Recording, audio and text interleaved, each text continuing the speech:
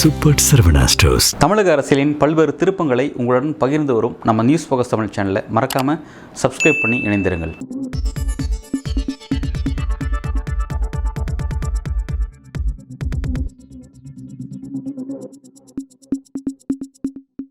News focus நேயர்களுக்கு வணக்கம். இன்றைய நேர்காணலில் நம்மோடு இணைந்திருக்கிறார் மூத்த ஊடகர் திரு சேக்வர் அவர்கள். வணக்கம் சார். வணக்கம் சார்.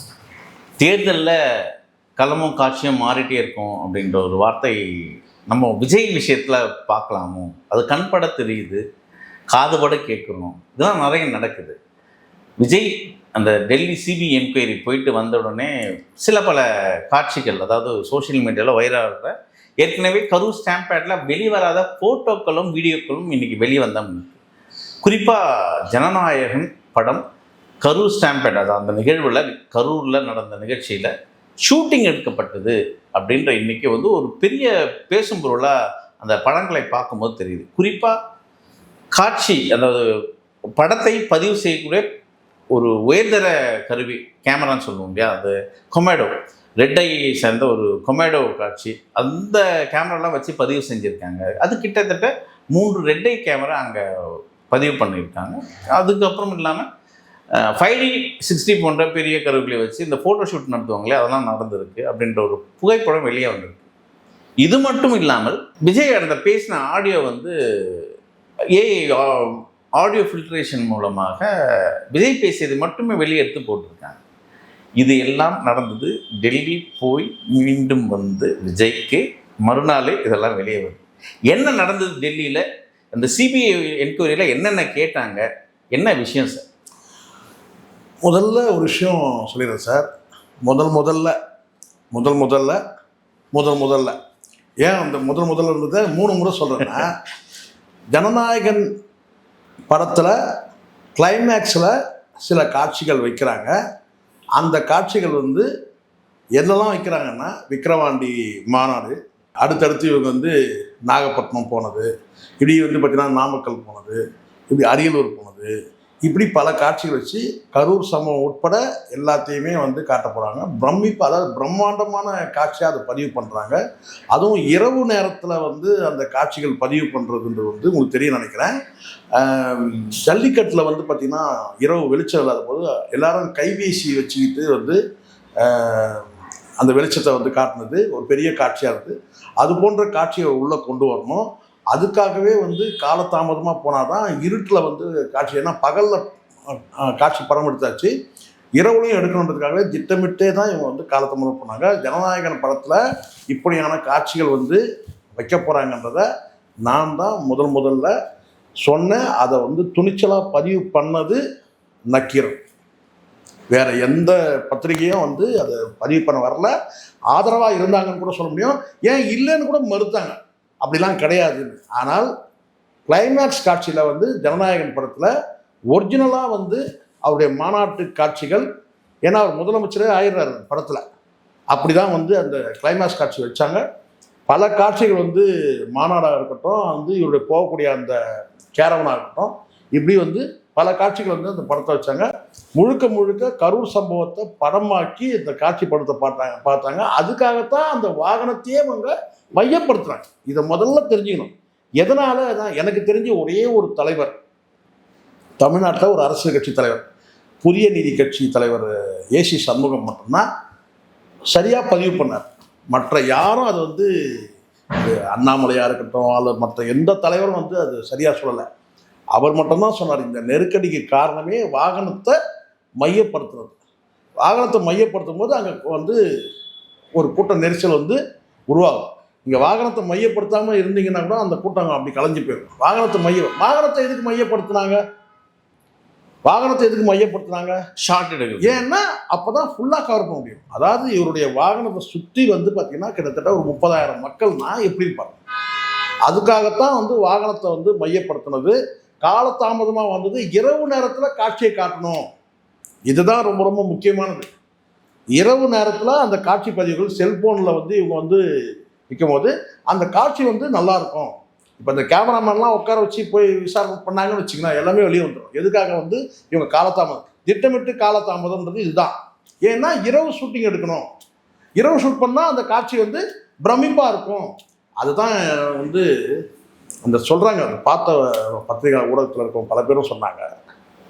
எப்படி இருந்ததுன்னு கேட்டிங்கன்னா, அந்த காட்சி வந்து சினிமாப்படுத்தப்பட்டா, அதாவது காட்சிப்படுத்தப்பட்டா பிரமிப்பாக இருக்கும்னு எழுதினா, கிட்டத்தட்ட 60க்கும் மேற்பட்ட ட்ரோன் கேமராக்கள், அந்த லைட்டிங் இருக்கு இல்லையா, அதோட வந்து மேலே வந்து பறக்குது. 60க்கும் மேற்பட்ட ட்ரோன் கேமரா.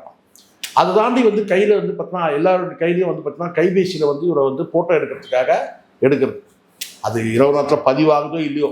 ஸோ இதெல்லாம் வந்து பார்த்தீங்கன்னா ஒரு மாடியிலேருந்து பார்க்குற ஒருத்தர் சொல்கிறாங்க, என்னன்னு கேட்டிங்கன்னா பிரமிப்பாக இருக்குது அந்த காட்சி. வந்து ஒவ்வொருத்தரும் பேசிக்கிறது எல்லாமே அங்கே வந்து போய் இந்த பத்திரிகை போயிருக்குன்னா மேலே இருந்து டாப் வியூவிலேருந்து காட்டும்போது பிரமிப்பாக இருக்கும். ஏன்னா அவ்வளோ ட்ரோன் கேமராக்கள், அந்த ட்ரோன் கேமராவுக்கு மேலே இருந்து ஒருத்தர் வந்து ஷூட் பண்ணுறாங்கன்னா அப்போது இந்த காட்சி முழுமை, அப்போது ஏதோ நீங்கள் நினைக்கிற மாதிரி கீழே இருந்து எடுக்கக்கூடிய அந்த காட்சி மட்டுமே இல்லை.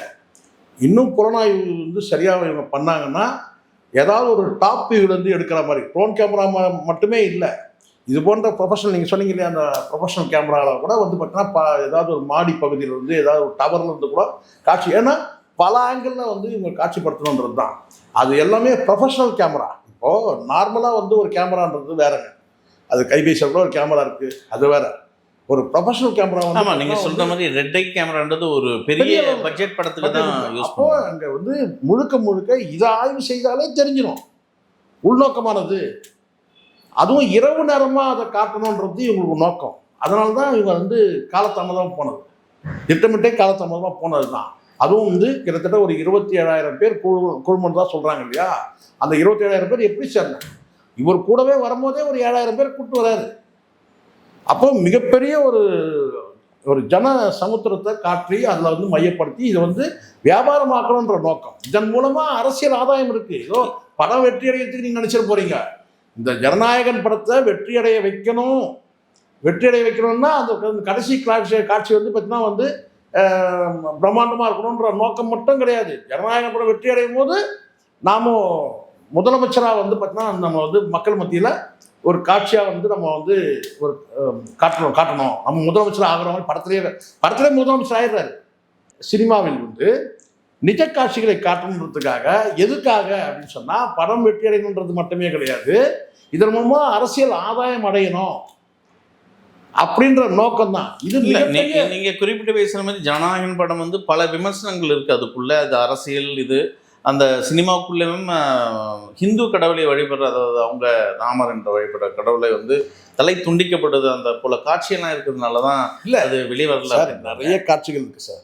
இவங்க என்ன நினைச்சாங்கன்னா நம்ம நேரடியாக பாஜகவை வந்து எதிர்க்கலை, ஆனால் சினிமாவில் எதிர்த்தா அதை கண்டுக்க மாட்டாங்க அப்படின்ற காட்சி. அதுக்கு வந்து காரணமாக என்ன சொல்லி கேட்டால், இப்போ வந்து சக்தி திருமகன் படம் வந்தது நீங்கள் பார்த்துக்கோங்க. அதில் வந்து பார்த்திங்கன்னா வந்து அரசியல் கருத்துக்கள், பல கருத்துக்கள் இருக்கும். அதில் கூட பார்த்திங்கன்னா கடைசி காட்சி வந்து தலையை வெட்டுற மாதிரியான காட்சி தான் வந்து வச்சுருப்பாங்க. ஆனால் வந்து வன்முறையை வந்து பட்டவட்டமாக காட்டுற மாதிரி இருக்காது. ஆனால் வந்து கடைசி காட்சி அப்படி தான். கதாநாயகன் வந்து குடியரசுத் தலைவர் வேட்பாளராக இருக்கக்கூடியவர் தான் கடைசியாக வெட்டுற மாதிரி இருக்கும். ஸோ இப்போது ரஜினிகாந்த் அவர்கள் படம் பார்த்துருப்பீங்க, ஜெயிலர் படத்தையும் ஒரு காட்சியில் வந்து தலையை வெட்டுற மாதிரி ஒரு காட்சி. ஸோ இந்த மாதிரியான காட்சி பதிவுகள்லாம் பண்ணும்போது இந்த படத்தில் எப்படி வைக்கிறான்னு கேட்டிங்கன்னா மத ரீதியான சில கருத்துக்கள் வைக்கிறாங்க. ஓம்ன்ற பேரில் தான் வந்து ஒரு ஆப்ரேஷனுக்கே வந்து ஒரு ஒரு ஒரு ப்ராஜெக்டுக்கே வந்து பார்த்திங்கன்னா வந்து ஓம்ன்ற பேரை வைக்கிறாங்க. அதாவது என்னென்னா, நாங்கள் வந்து இந்த சைடு மட்டும் கிடையாது, அரசியல் ரீதியான எதிரிகளை வந்து சாட்டையை வந்து கையில் வச்சு சவுக்கால் அடிக்கிற மாதிரி ஒரு காட்சி. அது லோக்கல் அரசியல். இது போன்ற வந்து பார்த்தீங்கன்னா அது குறிப்பாக வந்து ஒருத்தர் பைஜாமா போட்டுட்டு உட்காந்துருக்கிற மாதிரி, தாடி வச்சுட்டு பைஜாமா போட்டுருக்கிறவங்க நாற்காலியில் கட்டி வச்சுட்டு அடிக்கிற மாதிரி, அது யாரை வந்து நீங்கள் மையப்படுத்துவது? ஆமாம், இதெல்லாம் நம்ம நிறைய பேசுகிறோம், இதெல்லாம் இருக்குது. அதனால் முழுக்க இங்கே தான் ஒரு தப்பு நடக்குது. நீங்கள் ப்ரொஃபஷ்னலாக நீங்கள் ஒரு விஷயம் பண்ணுறீங்கன்னா அது வேறு. இது பப்ளிக்கான சர்வீஸ், மக்களுக்கான சேவை செய்கிறதுக்கு நீங்கள் வந்து முதலமைச்சர் ஆகிறீங்க. தேர்தல் காலத்தில் அரசியல் கட்சி தொடங்கி தேர்தலுக்கான அரசியல் நீங்கள் பண்ணுறீங்க, இது வேறு. இப்போ விஜய் வந்து அந்த சிபிஐ என்கொயரிக்கு போகிறதுக்கு முன்னாடி விஜயோட அந்த பேச்சுக்கள் எல்லாம் வேறு தினசாக இருந்தது. விஜயை ஆதரித்த அந்த 2 லைவ் சேனல், நீங்கள் நிறைய காணொலியில் பேசுவீங்க, விஜய் அவன் கேட்டா கக்காப்பூர்லேருந்து மறுபடியும் தூங்குற வரை இதெல்லாம் லைவ் எடுத்து சுற்றுறானுங்க 2 சேனலுக்காரங்க. இன்னைக்கு அவங்க 2 சேனலுமே இன்னைக்கு பாஜகவை சப்போர்ட் பண்ணி பேசுனாங்க. விஜய் அடிக்கிற இடத்துல வந்துட்டாங்க. ஏன் என்ன என்ன பேச்சுவார்த்தை அங்கே நடந்தது சார்? இதெல்லாம் மீண்டும் ஒரு பிரளயம் எடுக்குதே, என்ன நடந்தது சார்? இல்லை, இது என்னன்னா அவனுங்க வந்து எப்போ வேணாலும் எப்படி வேணாலும் மாறிடுவானுங்க. அது ஊருக்கே தெரிஞ்சதுன்னு வச்சுங்களேன். விஜய்க்கு எவ்வளோ முட்டு கொடுக்க முடியுமோ முட்டு கொடுப்பானுங்க. அப்போ திடீர்னு ஓவர் நைட்டில் அப்படியே மாறிடுவானுங்க. அப்படி அவங்களுக்கு தேவை நான் கேட்டால் வியூஸ் வரணும். ஸோ இன்றைக்கி வந்து பார்த்திங்கன்னா வந்து விஜய்கிட்ட இருந்து ஃபண்டு வருதா, இன்றைக்கி விஜய் ஆதரிக்கிறானுங்க. விஜய் எங்களை கேட்காம எதுவுமே செய்ய மாட்டாருவானுங்க. விஜயோடு நாங்கள் தொடர்ந்து பயணிக்கிறோன்னு வானுங்க. விஜய் வந்து நாங்கள் வந்து நெருக்கமாக இருக்கிறோன்னு வானுங்க. இப்படி இவனுக்கு கதை ஏகப்பட்ட கதையை பேசுகிறாங்க. இப்போ அவனுக்கு என்ன பிரச்சனைன்னு கேட்டிங்கன்னா, அடுத்தடுத்து சேனல்களில் அவங்கள வந்து அழைக்கிறது இல்லை. இப்போ பலரும் வந்து பேச வந்துட்டாங்க, வீடியோக்களில் பேசுகிறாங்க. பேசக்கூடிய கருத்துக்கள் வந்து ஒரு என்ன அது சினிமா சார்ந்த கருத்துக்கள் வந்து பலரும் முன்னாடி சினிமா குறித்து பேசுகிறவங்க ரொம்ப குறைவாக இருப்பாங்க. இப்போது அதனால் இவங்க ஒரு கொடி பறந்தது. யார் பேசுவாங்கப்பா, இவர் பேசுவாருங்க, அந்தரன் பேசுவாருங்க, பிஸ்மி பேசுவாருங்க, பைல்வான் ரங்கநாத், அவ்வளோதாங்க. இதை தாண்டி வேற இருங்க. இன்றைக்கி அப்படி கிடையாது.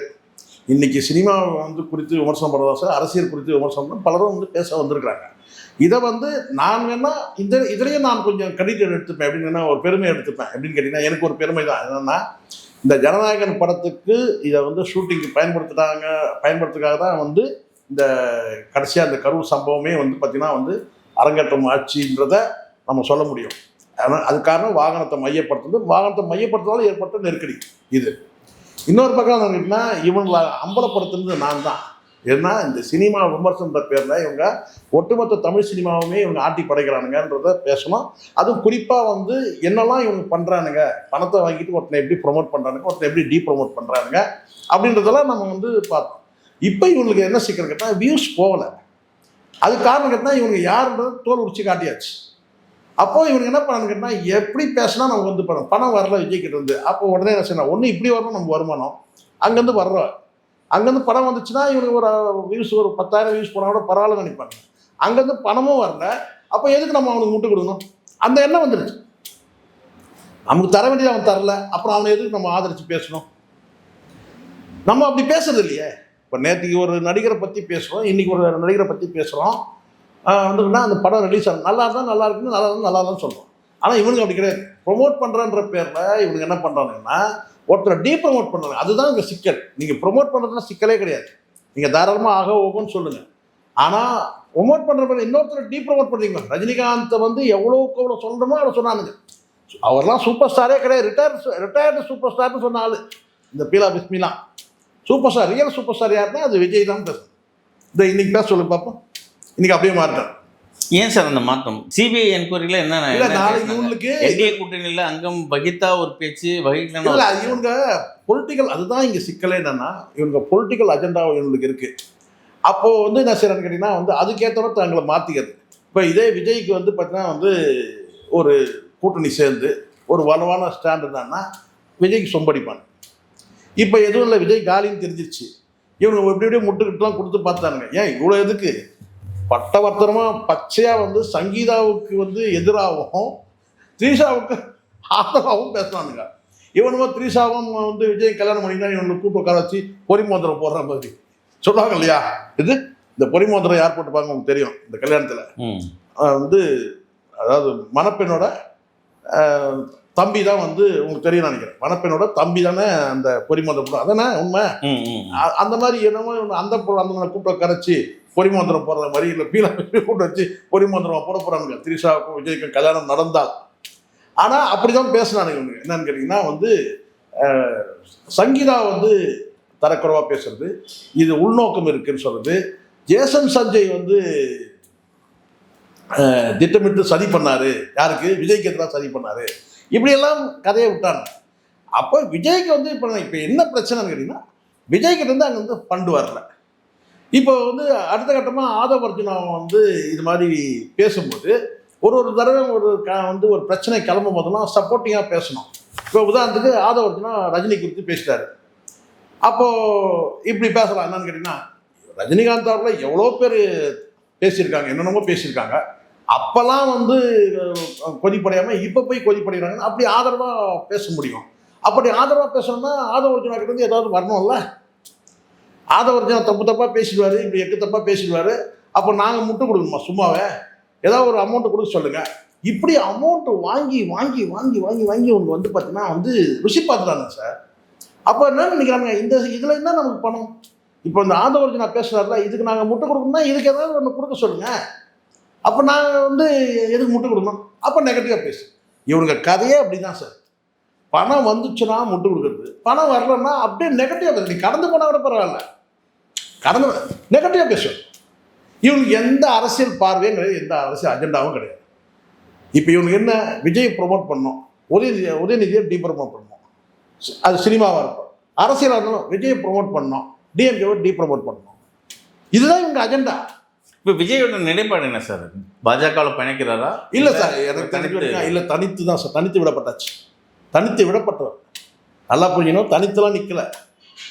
தினம் வந்து ஆதவ அர்ஜுனா வந்து ஒரு பேய் கதை சொல்லுவான். இப்போ அவன் ஆரம்பிச்சிட்டான். ஏது இப்போ முன்னாடி வந்து சவுக்கு சங்கர் தான் வந்து பேய் கதைலாம் சொல்லிட்டு இருந்தான். தினம் வந்து உட்காந்து காலை மடக்கி உட்காந்துக்கிட்டு ஒரு பேய் கதை.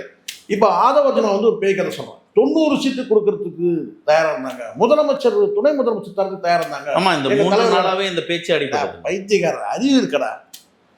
பெரிய ஒரு 90 சீட்டு கொடுக்க போறாங்கன்னா இவருக்கு துணை முதலமைச்சர் கொடுக்குறாங்களா, இவர் வேணான்னு சொல்லிட்டாங்க. எப்படா சொல்ற இதை? சரி, நீ சரியான ஆம்பளை இருந்தா எந்த கட்சி யார் பேசுனாங்க சொல்றா பாப்பா. நீ சொல்லிட்டா நான் அந்த ஊடகத்தை பேச நிறுத்துறேன். யார் உங்ககிட்ட பேசுனாங்க, எந்த கட்சி யார் வந்து உங்ககிட்ட பேசுனாங்க? நீ சரியான ஆம்பளை இருந்தீங்கன்னா நீ சொல்லுப்பா. எந்த கட்சி நீ வெளிப்படையா சொல்லு. பேசுனாங்கன்னு சொல்லல, அந்த பேசுறது யார் சொல்லு. எந்த கட்சி பேசிச்சு சொல்லு. இபிஎஸ் வந்து சரியான ஆம்பளை சொல்றாரு. என்ன கேட்டா, என்கிட்ட யாரும் பேசலைங்க. நீங்களா ஒரு கற்பனை பண்ணிக்கிறீங்க, எங்ககிட்ட யாரும் எதுவும் பேசவே இல்லை. ஆனால் இந்த ஊடகங்கள்லாம் என்டிஏக்கு போறாரு, பேசிட்டாரு, இங்க போறாரு, அங்க போறாரு, இப்படி எல்லாம் பேசிட்டாங்கல்ல. அப்ப நீங்க என்ன சொல்லணும்? எதுக்கு இந்த செய்தி வெளியே வருது? நாங்கள் யாரோட இல்லைங்க. இப்போ கூட சொல்லுங்க, இந்த நிமிடம் சொல்ல. இப்போ நீ தானே இப்போ சரியான, நீ வந்து ஒரு ஆண்மகனா இருந்தா எங்களுக்கு வந்து பாஜகவோட கூட்டணி இல்லை, அதிமுகவோட கூட்டணி இல்லை சொல்லுங்க பார்ப்போம். இப்போ சொல்ல பார்ப்போம். திமுக அரசியல் எதிரின்னு சொன்னீங்கல்ல, சொல்றா பார்க்கலாம். அதிமுக எங்களுக்கு அரசியல் எதிரி தான் சொல்றா பார்ப்போம். பிஜேபி எங்களுக்கு அரசியல் எதிரி, கொள்கை எதிரி சொல்றா பார்ப்போம். நீ மொத்தம் சரியான ஆம்பளையா இருந்தீங்கன்னா பிஜேபி எங்களுக்கு அரசியல் எதிரி, கொள்கை எதிரி, அதிமுக எங்களுக்கு அரசியல் எதிரி, கொள்கை எதிரி சொல்ல பார்ப்போம். இல்லை, இப்போ பாஜக விஜய் பழிவாங்க சார். இப்போ புது வீடியோக்கள்லாம் இப்போதான் வருது சார். விஜய் அளித்த வீடியோ ரெக்கவரி பண்ணி எல்லாம் பல வீடியோக்கள் எல்லாம் வருது. என் பார்வையை கரெக்டாக நான் பதிவு பண்ணேன்னா ஒரே வார்த்தை சொல்லுவேன், இதுக்கு இவ்வளோ நாள் தேவையே இல்லை சார். சிபிஐக்கு அவமானம் சார். சிபிஐக்கு இது அவமானம். இவ்வளோ நாள் இதை இழுத்துட்டு வர்றது அவமானம். இந்நேரம் வந்து விஜய் மீது வந்து ஒரு சார்ஜ் ஷீட் ஃபைல் பண்ணாமல் இருக்கிறது அவமானம். அது வந்து ஸ்டேட் கவர்மெண்ட் பண்ணல, போலீஸ் பண்ணலை, ஏன் நீங்கள் பண்ணுங்க, நீங்கள் இன்க்ளூட் பண்ணுங்க. சார்ஜ் ஷீட்டில் இந்நேரம் இன்க்ளூட் பண்ண, நீங்கள் இது எஃப்ஐஆரில் இன்க்ளூட் பண்ணுங்க. இந்நேரம் எஃப்ஐஆரில் சேர்த்துருக்கணும் சார், பேரை சேர்த்துருக்கணும். இந்நேரம் விசாரணை முடிச்சிருக்கணும் சார். அப்போ என்ன உள்குத்து அரசியல்? அரசியல் கேவலமான ஒரு அரசியல் நடக்குது இந்தியாவில். உலகம் முழுவதும் இந்த காணொலி பார்க்குற அத்தனை பேருக்கு நான் வந்து ஒரு பார்வை தான் நான் சொல்கிறேன். எப்படிப்பட்ட கேவலமான ஒரு அரசியல் இது? 41 பேர் செத்து போயிட்டான் சார். கொஞ்சம் கூட அந்த விசனமே இல்லாமல் சிபிஐ விசாரணைக்கு போயிட்டு கையாடிட்டு வரான். கார் மேலே ஏறி நின்றுட்டு போலீஸ் வந்து பார்த்தீங்கன்னா பந்தோபஸ்து கொடுக்குது. பார்த்தீங்களா நீங்கள் டெல்லியில்? எவ்வளோ பெரிய கொடுமையான விஷயம் சார். 41 பேர் இறந்துட்டாங்க. கொஞ்சம் கூட ஈவு இறக்கமே இல்லாமல். இல்லை சார், அதுதான் சார். நீங்கள் எதுக்கு போயிட்டு வரேன்? எதுக்கு போகிறேன்? 41 பேர் இறந்துட்டாங்க, ஒரு துக்கமான நிகழ்வு. அதுக்கு நீ விசாரணைக்கு போற. இப்படிதான் ஒரு கார் மேலே ஏறிட்டு கை காட்டி கொடுப்பியா? இதை அனுமதிக்கலாமா? முதல்ல நீ பிரச்சாரத்துக்கு போற. இதுக்கே நீங்க வந்து ஒரு டிராபிக் வயலன்ஸ் தானே சார் இது. நீ எப்படி கார் மேலே ஏறி நின்று கையை காட்டிட்டு வர சொல்லுங்க? எதுக்கு இவ்வளவு நாள்? அதுதான் சார். இப்போ என்டிஏ கூட்டணிக்கும், அதாவது பாஜகவுக்கும் விஜய்க்கும் கள்ளத்தொடர்பு இருக்கா? நீங்கள் மட்டும் இல்லை, உங்களை போன்ற அரசியல் விமர்சகர்கள் சொன்னது என்னென்னா, பாஜகவோடு பயணிக்கும் பட்சத்தில் விஜய்க்கு எந்தவித தொந்தரவும் இருக்காது, அது சிபிஐ வழக்கெல்லாம் நீர்த்து போகும் அப்படின்னீங்க. பாஜக விஜய் படிக்கலைன்னா பாஜக விஜய் படிக்கலைன்னா விஜய் கைது செய்யப்படுவார் இல்லை அப்படின்ற அதுன்ற ஒரு இதுதான் இது ரெண்டுமே கூடாதுன்னு சொல்றேன். நான் என்ன சொன்னா, சட்டம் அதன் வழியில் செல்லணும். சட்டம் அதன் வழியில் சொல்லியிருந்தாக்கா இவன் யாரோட கூட்டணி வச்சிருந்தா என்ன, விஜய் யார் கூட கூட்டணி போனா என்ன, டிவிகே யாரோட கூட்டணி, இந்நேரம் சட்டம் அதனுடைய வேலை செஞ்சிருந்தாக்கா வழக்கு வந்து பதிவு செய்யப்பட்டிருக்கோம், எஃப்ஐஆர்ல பதிவு செய்யப்பட்டிருக்கோம், இந்நேரம் சார்ஜ் ஷீட் ஃபைல் பண்ணி கேஸை கம்ப்ளீட் பண்ணான். இதெல்லாம் ராஜீவ்காந்தியோட மரணமா சார்? அந்நிய நாட்டு சக்திகள் இருக்கா இதுக்கு பின்னாடி? இல்லை இது பின்னாடி பார்த்தீங்கன்னா யார், எந்த தீவிரவாத அமைப்பு இருக்கு, இதை பார்த்தீங்கன்னா பிடிபடாமல் இருக்கிறார்? கிடையாது. இது கண்ணுக்கு தெரிஞ்சு நடந்த ஒரு சம்பவம், எல்லாருக்கும் பாதிக்கும். ஏகப்பட்ட எத்தனை சாட்சிகள் இருந்தால் கூட இந்நேரம்லாம் முடிச்சிடணும் அந்த கேஸை.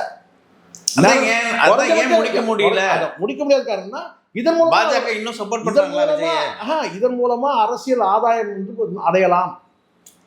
அரசியல் ஆதாயத்துக்கு பயன்படுத்திக்கிறது இந்த சம்பவத்தை. யார் பயன்படுத்திக்கிறார்? பிஜேபி. நான் குற்றம் சாட்டுறேன். இன்னைக்கு நான் கேட்குறேன், அண்ணாமலையை போட்டு தொங்குன்னு தொங்குறல்ல. ஒரு விளாத்தி குளத்தில் ஒரு பெண் ஒரு பள்ளி மாணவி கொல்லப்பட்டது தொங்குறல்ல. ஒரே ஒரு கேஸை கண்டுபிடிச்சாச்சு, போலீஸ் கண்டுபிடிச்சாச்சு, அதுக்கு அடுத்த வேலையை செஞ்சுட்டு தான் இருக்க போறாங்க. இவ்வளோ தொங்குறல்ல. அண்ணாமலை பொறுத்த வரைக்கும் இப்போ ஏதாவது ஒரு சப்ஜெக்ட் வேணும். இப்போ விளாத்திக்குளம் சப்ஜெக்ட் கிடச்சிச்சு. இதுக்கு முன்னாடி ஏயு மேட்டரில் என்னென்னமோ சொன்னீங்க, இவர் இந்த அதிகாரி பேர் வெளியிடுவேன், யார் அந்த சார்னு ஒரு ட்ரெண்ட் செட்டிங் தான் நடந்துச்சு. யார் அந்த சார்னு நான் பேரை சொல்கிறேன், ஊரை சொல்கிறேன்னு சொல்லி கடைசி வரைக்கும் அது அப்படியே காவல்துறை அந்த நடவடிக்கை எடுத்தாங்க. அது முடிஞ்சிச்சு. இப்போ இது விளாத்திக்குளம் மேட்டரில் அப்படி தான் பார்த்தீங்கன்னா ரொம்ப கிளவராக போலீஸ் கரெக்டாக வேலை செஞ்சாங்க. சிசிடிவி கேமராவில் அந்த விண்மில்லில் இருக்கிற அந்த கேமரா மூலமாக பிடிச்சாச்சு. இப்போ உட்காந்து பாடமாக படிக்கிறேன். அப்படியே அந்த கரூர் மேட்டரும் பேசேன். கரூர் மேட்டரில் சிபிஐ என்ன பண்ணிட்டு இருக்கு? ஏன் இவ்வளோ தாமதம்? அரசியல் காரணம் தானே, தேர்தல் காரணம் தானே. எதுக்கு இவ்வளோ தாமதம்? எதுக்கு இத்தனை முறை வர வைக்கிறீங்க?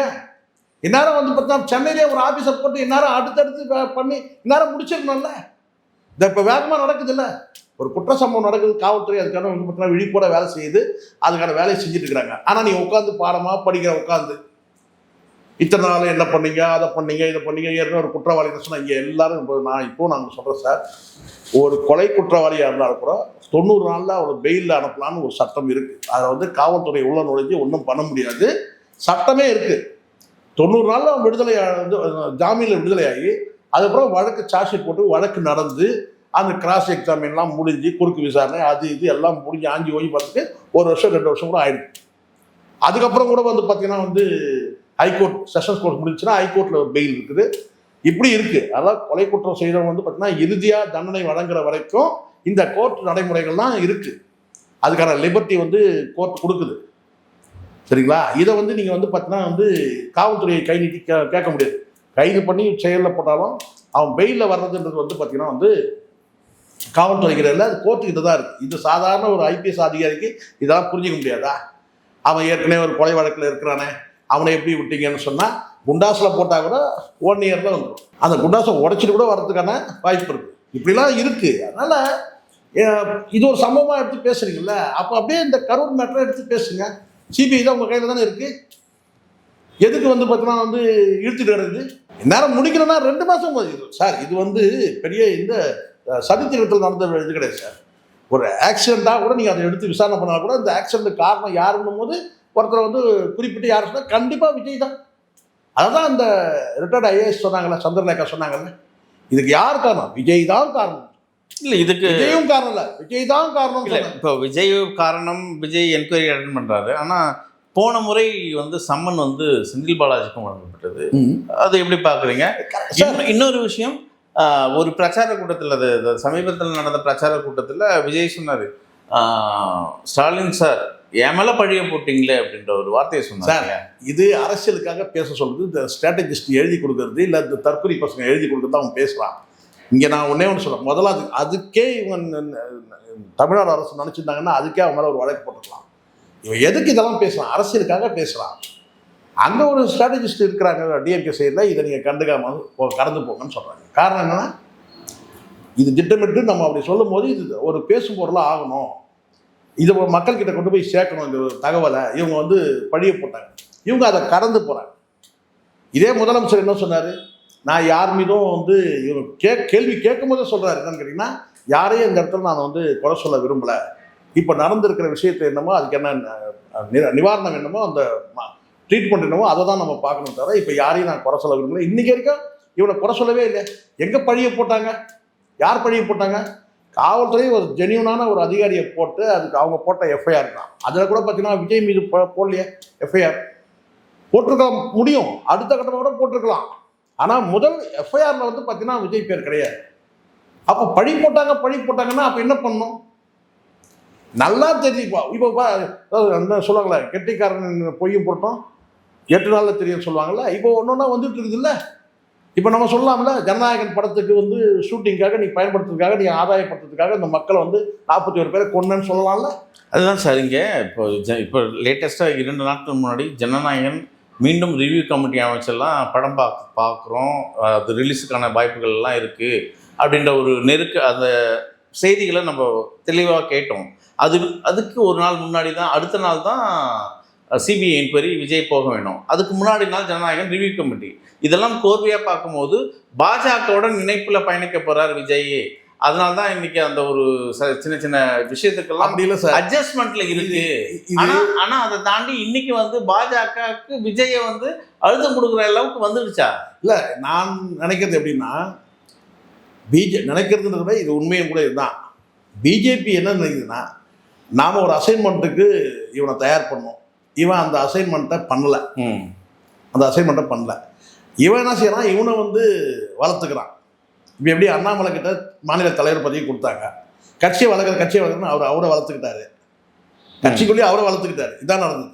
கட்சியை வந்து அவருடைய ரூட்டுக்கு கொண்டு போயிட்டாரு. அவரு தான் இங்கே வந்து பெரிய ஆளுமையாக காட்டிக்கிட்டாரு. அதுதான் நடந்துச்சு. அது மாதிரி இவனை ஒரு அசைன்மெண்ட்டுக்கு நம்ம தயார் பண்ணோம். ஆனால் இவன் வந்து என்ன செய்யணும்னா, என்ன அசைன்மெண்ட்டு, திமுக கூட்டணியை உடைப்பான், திமுக பலவீனப்பட்டுன்னு பார்த்தா, இவன் வந்து பார்த்தீங்கன்னா வந்து இவனை தன்னை வளர்த்துக்கிறதுக்கு இவன் சில ஸ்டெப்லாம் எடுத்து அதில் வந்து தான் ஒரு பார்ட் தான் இந்த ஜனநாயகன் படத்துக்கு இந்த ஷூட்டிங்க்கு வந்து இந்த கரூர் ஸ்டாம்பை வந்து பயன்படுத்திக்கிறது, இந்த கரூர் அந்த கூட்டத்தை பயன்படுத்தி அதனால் ஏற்பட்ட நெருக்கடியில் தான் வந்து இந்த உயிரிழந்தான். இப்போ இந்த உயிரிழப்பு தான் இப்போ பார்க்குறாங்க. என்னன்னு கேட்டிங்கன்னா, இவன் எந்த வகையில் நமக்கு பயன்படணும்னா, இப்போ இவனை வந்து பார்த்தீங்கன்னா சட்டப்பூர்வமாக இவனை எதுக்காக நம்ம ப்ரொடெக்ட் பண்ணணும், பாதுகாக்கணும், எப்படியும் இவன் வந்து பயன்படவே இல்லை, எதுக்காகவும் பயன்படவே இல்லை. ஒரு பக்கம் கூட்டணிக்காவது இவன் வந்து போனால் கூட வந்து பார்த்தீங்கன்னா எப்படி இருந்தாலும் இவன் வந்து கூட்டணியில் இவனை சேர்த்தாலும் வந்து பார்த்தீங்கன்னா மைனஸ் தான். காரணம் கேட்டால் இவனுடைய அடுத்தடுத்து இவனுடைய தனிப்பட்ட நடவடிக்கைகள், குடும்பத்தில் ஏற்படுற விவாகரத்து பிரச்சனை, நடிகை கூட்டு சுத்தல், இதெல்லாம் வந்து கடுமையான விமர்சனங்கள் மக்கள் மத்தியில் இருக்கும்போது இவனை கூட்டணியில் சேர்த்தாலும் வந்து பார்த்தீங்கன்னா அது மைனஸ் தான் நமக்கு. இவன் கூட்டணியில் சேர்த்தாலும் வந்து மைனஸ் தான் நமக்கு. அப்போ வந்து இவன் வந்து வேஸ்ட், இவன் பயனற்றவன். அப்போ நீங்கள் நடவடிக்கை எடுத்துக்க வேண்டியது தான். அதனால கூட இந்த நிகழ்வுலாம் வரும். இவனை காப்பாற்றுற இடத்துல நாங்கள் இனிமேல் இல்லைப்பா அப்படின்னு கூட செய்யலாம். எந்த வகையிலும் இவன் வந்து பார்த்தீங்கன்னா இவன் வந்து பயனற்றவன், அதையும் செய்யலை, கொடுக்கப்பட்ட அசைன்மெண்ட்டையும் இவன் செய்யலை. திமுகவை டேமேஜ் பண்ணுவான், டிஎம்கே அலைன்ஸை டேமேஜ் பண்ணுவான் பார்த்தா அதையும் வந்து இவன் செய்யறதுக்கு திராணி இல்லை இவனுக்கு. சரி, இந்த பக்கம் வந்து பார்த்தீங்கன்னா வந்து இவன் வந்து ஒரு பெரிய கல்ட்டு, இவனை பயன்படுத்தலாம் பார்த்தா அடுத்தடுத்து சரிவு. அப்போ இவனை சேர்த்தோம்னா வந்து பார்த்தீங்கன்னா ஏற்கனவே பிஜேபி வாக்களிக்கிறவங்க கூட பார்த்தீங்கன்னா வந்து ஜோசப் விஜய் என்ற இந்த நபரை சேர்க்கிறது மூலமாக ஏற்கனவே பிஜேபி விடக்கூடிய வாக்குகளும் வந்து பார்த்தீங்கன்னா நம்ம இழக்க நேரிடும்ல. அப்படி ஒரு கணக்கு போடலாம்ல. ஏற்கனவே பிஜேபிக்குன்னு ஒரு ஓட் பேங்க் இருக்குன்னா, கடந்த தேர்தலில் உங்களுக்கு தெரியும்ல, மொத்தமாக எல்லா கட்சியும் சேர்த்து ஒரு 18% இவங்க காட்டினாங்க. இப்போ விஜய் சேர்க்கறது மூலமாக வந்து பார்த்தீங்கன்னா இவன் வந்து யாருன்றது நல்லா தெரியும். இன்னும் சொல்லணும்னா ஜனநாயகன் படத்தில் அது பிரதிபலிக்கிறது நமக்கு தெரியும். ஏன்னா இவன் உயிர் தெழுந்து வர்றதெல்லாம் வந்து வசனமாக வைக்கிறாங்க. அப்போது இவன் வந்து ஜோசப் விஜய்னு தன்னை காட்டிக்கிறான். இவனை கொண்டு வந்து கூட்டணியில் சேர்த்தனா இருக்கிறது இதே ஆகிடக்கூடாதுல்ல. அரசனை நம்பி புருஷனை இழந்த கதைன்னு சொல்லுவாங்களே, அந்த மாதிரி ஆகிடக்கூடாதுல்ல. அப்போ இவனை சேர்க்கறது இல்லை. அப்போ இவன் வந்து இவன் பயனற்றவன். அப்போ அந்த சிபிஐ கிட்ட வந்து இருக்கிற கேஸை வந்து ஜெனினா நீங்கள் நடத்துங்க, அதனால் கூட இருக்கலாம். கூட்டணிக்கு கட்டாயப்படுத்தி இவனை வர வைக்கணுன்ற அவசியம் வந்து நெருக்கடி வந்து பார்த்தீங்கன்னா அதிமுக இருக்கிற மாதிரி தெரியுது. ஏன்னா அதில் இருக்கிற தலைவர் வந்து அதிமுக வந்து இபிஎஸ் வந்து பார்த்தீங்கன்னா ஸ்ட்ராங்காக இருக்கிற மாதிரி தான் தெரியுது. சில பேர் சந்தேகத்தை கிளப்புறாங்க. என்னன்னு கேட்டால் அவங்க இன்னும் கூட்டணி பங்கீடு முடியலைங்க, அதனால எதிர்பார்க்குறாங்களா அப்படின்னு சொல்லி சில பேர் இருக்கிறாங்க. அது சந்தேகமாகவே தான் இருக்குது. ஆனால் அவங்க வந்து பார்த்தீங்கன்னா வந்து தெளிவாக இருக்கு. அதிமுக தரப்பு வந்து நாங்கள் பேச்சுவார்த்தை நடத்தலன்னு சொல்கிறாங்க. இவங்களும் என்ன சொல்கிறான்னு கேட்டிங்கன்னா இப்போதான் அவங்க புது கதை எடுத்து வர்றாங்க, 90 சீட் வரைக்கும் எங்ககிட்ட பேசினாங்க அப்படின்னு. அப்போது இந்த இடத்துல வந்து விஜய் தான் வந்து பார்த்தீங்கன்னா கூட்டணி வந்து நம்மக்கிட்ட யாராவது வருவாங்களா, இல்லை நாம ஒரு கூட்டணிக்கு போனோம்னா நமக்கு முதலமைச்சர் பதவி கொடுப்பாங்களா, அப்படியான ஒரு இருக்கு. ஒன்று மட்டும் தெரிஞ்சுக்கலாம் சார், இந்த ஜுடிஷியல் மேட்டரில் பொறுத்த வரைக்கும் நான் பார்த்த வரைக்கும் அனுபவத்தில் சொல்கிறேன், ஜெயலலிதா அவருடைய அந்த கேஸை பார்த்தா எத்தனை முறை ஆட்சி மாற்றம்லாம் வந்தது. ஆனால் அந்த வழக்குலேருந்து அவங்க வெளியேற முடிஞ்சுதான். நீங்கள் பாருங்கள், இப்போது வழக்கு நீதிமன்றத்தில் இல்லை, இன்னும் நீதிமன்றத்துக்கு போகல வழக்கு, இன்னும் வந்து குற்றப்பத்திரிகை தாக்கல் பண்ணலை. விஜய்க்கு என்ன சொல்லுவாங்க தெரியல, அந்த தொண்டையில் குத்துற முள்ளுன்னு சொல்லுவாங்க பாருங்க, அந்த முள்ளு மாதிரி தான் அந்த வழக்கு. இன்றைக்கி சொல்லலாம், என்றைக்கோ நான் சொல்லிட்டேன், இந்த கரூர் சம்பவம் நடந்தானிக்கே சொல்லிட்டேன். ஜுடிஷியலாக நீங்கள் சிக்கிட்டீங்க. இப்போ சிபிஐ வந்து பார்த்தீங்கன்னா வந்து சார்ஜ் ஷீட் ஃபைல் பண்ணணும். சார்ஜ் ஷீட் ஃபைல் பண்ணி நீதிமன்றத்துக்கே போனால் கூட வந்து பார்த்தீங்கன்னா ஒரு பெட்டிஷன் போட்டு இவரை சேர்க்கவும் முடியும். அதுக்கான வழிமுறைகளும் வந்து பார்த்தீங்கன்னா சட்டத்தில் வந்து அதுக்கான ஏதோ சிபிஐ போட்டாங்க. சிபிஐ வந்து பார்த்தீங்கன்னா இங்கே வந்து இவர் நிரபராதி, இவர் குற்றவாளி சொல்கிற இடத்துல இல்லை, விசாரணை பண்ணி தாக்கல் பண்ணுவாங்க. அப்போ விசாரணையில் பல குறுக்கு கேள்விகள்லாம் வரும். அப்போது யாரெல்லாம் போய் அங்கே வாதிட போகிறாங்கன்றதை பாருங்கள். இந்த வழக்கில் விஜயை விடுவிச்சுட்டு இது ஒரு ஆக்சிடெண்ட்டாக நடந்ததுன்னு சொல்லிட்டு முடிக்கவே முடியாது. என்னுடைய பார்வையில் நான் சொல்கிறேன், எப்படி இருந்தாலும் விஜய் வந்து பார்த்தீங்கன்னா இந்த உள்ளே வந்துடுவார். இப்போ நீங்கள் கேட்குறீங்க செந்தில் பாலாஜி வருவாரா, ஒரு அறிவியல் போகிறார் சொல்லி. சிபிஐ நினச்சா சம்மன் கொடுத்தாங்களே, செந்தில் பாலாஜி தான் சம்மன் கொடுத்தாங்கன்னு நீங்கள் கேட்குறீங்களா? சிபிஐ நினச்சாங்கன்னா அந்த கரூரில் வந்திருக்காங்க 27,000 பேர் வந்திருக்கிறாங்களா சார், அந்த 27,000 பேர் அடையாளம் கண்டுபிடிச்சி கூட அவங்க 27,000 பேருக்கு கூட நீங்கள் வந்து சம்மன் ஆகலாம். காரணம்னா அந்த சம்பவத்தில் நீங்களும் இருக்கிறீங்க, விசாரணைக்கு வாங்கன்னு சொல்லி கூப்பிட முடியும். ஆனால் வந்து பார்த்தீங்கன்னா வந்து அந்த கரூர் மாவட்டத்தில் ஒரு முக்கியமான ஒரு திமுகவை சேர்ந்த ஒரு முக்கியமான ஒரு புள்ளி, அது தாண்டி ஒரு கேட்டால் வந்து ஒரு சட்டமன்ற உறுப்பினராக இருக்கிறாரு, முன்னாள் அமைச்சர் அவர் வந்து அது மட்டும் இல்லாமல் அந்த கரூர் ஹாஸ்பிட்டலில் போயிட்டு வந்து பார்த்தீங்கன்னா பிரெட் வாங்கி கொடுத்தாரு, பழம் வாங்கி கொடுத்தாரு, ஆம்புலன்ஸ் வந்து ஏற்பாடு பண்ணார். இது எல்லாத்துக்கும் சேர்த்து கூட இவங்க ஒரு குற்றம் சாட்டப்பட்ட நபர்கள், அதாவது சாட்சியாக விசாரிக்கப்பட்ட நபர்கள் கூட ஒரு வார்த்தை சொல்லியிருக்கலாம், அதனால கூட கூப்பிடலாம். ஆனால் விசாரணைக்கு போகணும் அத்தனை பேரும் குற்றவாளின்னு தான் சொல்லிட முடியாது. கடைசி ஆனால் ஒரே ஒரு விஷயம் உண்மைன்னு கேட்டால், இந்த கூட்டம் யாருக்காக சேர்ந்த கூட்டம்? விஜய்க்காக சேர்ந்த கூட்டம். விஜய் தான் இதுக்கு வந்து பார்த்தீங்கன்னா வந்து பொறுப்பேற்றுக்கணும். ஒரு காரணமாக இந்த கூட்டம் வந்ததே யாரை பார்க்க, விஜய் பார்க்க வந்த கூட்டம் தான். அதனால் விஜயை விடுவிச்சுட்டு இந்த கேஸ்லாம் இது இழுத்துட்டு போவோம், வருஷங்கள் ஆகலாம். ஆனால் ஜெயலலிதாவுக்கு கடைசியாக வந்து இந்த வழக்கு தான் வந்து யமனா முடிஞ்சுது. உண்மைதானே? யாராவது மறுக்க முடியுமா? இந்த வழக்கு தான் உங்களுக்கு கடைசி வரைக்கும். எத்தனை ஆட்சி மாற்றம், எத்தனை முறை முதலமைச்சர் இருந்தாங்க, வழக்கு வந்து விடுவிச்சுட்டாங்களா? எஃப்ஐஆர் டெலீட் பண்ணிடலாம். எப்படி டெலீட்லாம்? டேய், அது டெலீட் சொல்லக்கூடாதா? நீதிமன்றத்தில் போய் குவாஷ்னா செல்லத்தக்கதல்ல சொல்லுங்க, செல்லாதுதாங்கல்ல, அந்த செல்லாத பண்ண முடியும், குவாஷ் பண்ண முடியும். லாங்குவேஜ் அப்படி தான் யூஸ் பண்ணணும், குவாஷ்ன்ற வார்த்தையை சொல்லணும். அது கூட எங்கே 2 நீதிமன்றத்துக்கு தான் அந்த பவர் இருக்குது. லோக்கல் கோர்ட்டுக்கெல்லாம் அந்த பவர், லோக்கல் மெஜிஸ்ட்ரேட் கோர்ட் அந்த பவர் கிடையாது. 2 கோர்ட்டுக்கும் அந்த பவர் இருக்குது. ஒன்று ஹைகோர்ட், இன்னொன்று சுப்ரீம் கோர்ட். ஹைகோர்ட்டை போய் ஹைகோர்ட்டில் வந்து ஒரு வேளை வந்து அந்த எஃப்ஐஆரை வந்து ரத்து பண்ணாங்கன்னா, ரத்து பண்ணது செல்லாதுன்னு சொல்லிட்டு அப்பீல் போக முடியும், ஃபைனல் சுப்ரீம் கோர்ட். அப்போ ஹைகோர்ட்டுக்கும் சுப்ரீம் கோர்ட்டு பவர் 2க்கு மட்டும்தான் பவரே இருக்குது. ஆனால் இவன் சொல்கிறான் என்னன்னா டெலிட் பண்ணிடுவோன்றான். நம்ம ஆட்சி வந்தால் டெலிட் பண்ணிடுவோம். ஊரில் கிராமத்தில் இருக்க கூட சொல்ல மாட்டான், இவன் என்ன படித்தான், எந்த ஸ்கூலில் இவன் படித்தான், எஃப்ஐஆரை டெலிட் பண்ணணும்னு சொல்கிறான் சார். எஃப்ஐஆரை ரத்து பண்ணுறதுக்கு 2 கோர்ட்டு தான் சார், ஒன்று ஹைகோர்ட்டு, ஒன்று சுப்ரீம் கோர்ட். இவனெலாம் இன்னும் கேஸ்லாம் வாங்கலை சார்.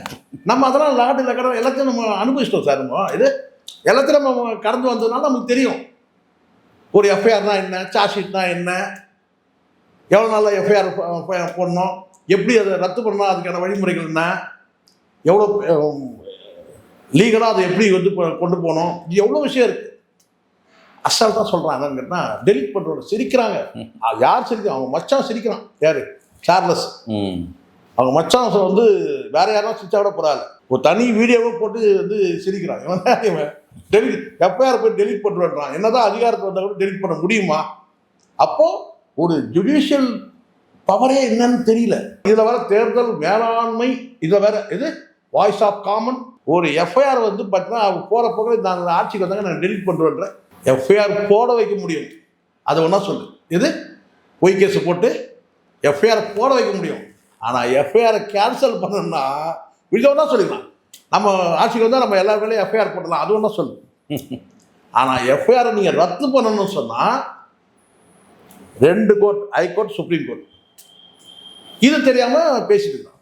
விஜய்க்கு இந்த கரூர் இந்த ஸ்டாம்பர்ட் அந்த கேஸ் வந்து பாருங்க சார், கொண்டையில் குத்தின முள்ளு மாதிரி சார். அது இவ்வளோ எளிதாக முடியாது. ஜெயலலிதா அவர்களை எப்படி வந்து காலமாக அப்படியே கிட்டத்தட்ட வந்து வருட கணக்கில் இழுத்துட்டு போய் கடைசியாக வந்து அவங்களுக்கு வந்து லைஃப் எண்டு முடியறதுக்கே அதுவே தான் ஒரு காரணம். அப்படி தான் வந்து முடியுது. இவனுக்கும் வந்து பார்த்தீங்கன்னா கிட்டத்தட்ட அப்படி தான். இவனுக்கு வந்து பார்த்தீங்கன்னா இதை எப்படி அணுகணும்னு தெரியல. இதை எப்படி வந்து இதை வந்து அப்ரோச் பண்ண, ஏன்னா இவன் சிக்கல் இருக்கிறான்.